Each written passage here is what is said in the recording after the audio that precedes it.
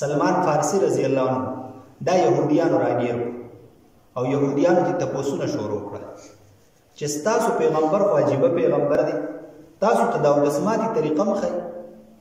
دا هغه ورته ووایي او بېشکه موږ ته د اودسماتي طریقه ښایي.